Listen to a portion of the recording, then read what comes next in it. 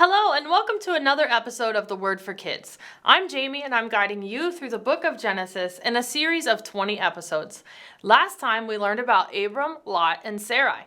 Lot and Abram had traveled together, but both of them had gained so many riches that they had to spread out and go their separate ways.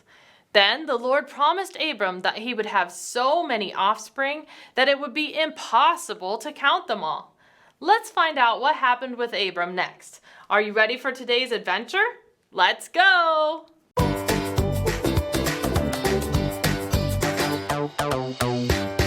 After Lot and Abram went their separate ways, Lot got into some trouble with some bad people, and Abram went to his rescue. After he returned from saving Lot, the word of the Lord came to Abram in a vision. "Do not be afraid, Abram. I am your shield, your very great reward." But Abram said, "Sovereign Lord, what can you give me since I remain childless, and the one who will inherit my estate is Eliezer of Damascus? You have given me no children, so a servant in my household will be my heir." Again, the word of the Lord came to Abram. "This man will not be your heir, but a son who is your own flesh and blood will be your heir." He took him outside and said, "Look up at the sky and count the stars, if indeed you can count them. So shall your offspring be." Abram believed the Lord, and he credited it to him as righteousness.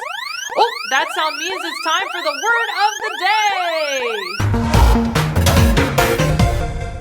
day! Righteousness, a right relationship with God, good in thoughts, words, and deeds.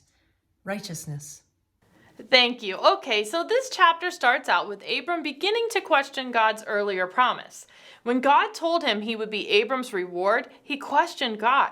Remember in the last episode we talked about God's promise to Abram that his offspring would be like the dust of the earth, impossible to count? Well, Abram was already 75 when God made that promise. And since then, he had traveled all around and settled in his land, and still he had no children. He had resorted to making one of his servants his heir. An heir is the person who gets all of your things when you die. So basically, he was counting on having no children. But when God took Abram outside and had him look at the sky and try to count all the stars, he was again reminding him of his promise. He would have many offspring. He would have children who would have children who would have children, and so on. And it was there that Abram again restored his faith in God. He believed God. He believed even though he was old, his wife was old, and he had no children, that God would somehow make a way for him to have many offspring. And because he believed, he was counted as righteous, a good man in a right relationship with God. Next, the Lord said to Abram, "I am the Lord who brought you out of Ur of the Chaldeans to give you this land to take possession of it." To take possession of something just means it becomes yours.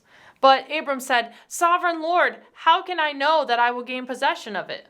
So the Lord said to him, "Bring me a heifer," this is just a girl cow, "a goat and a ram, each 3 years old, along with a dove and a young pigeon." Abram brought all these things to him, cut them in two, and arranged the halves opposite each other. The birds, however, he did not cut in half. Then the birds of prey came down on the carcasses, but Abram drove them away. We talked in an earlier episode about how people offered sacrifices to God in the form of animals for different reasons. This was one of those times that God required a sacrifice of animals.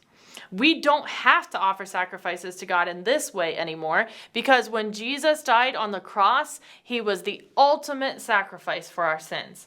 But at this time, it was a way that people showed obedience to God. So when God commanded Abram to bring animals to him, that is what he did. As the sun was setting, Abram fell into a deep sleep, and a thick and dreadful darkness came over him.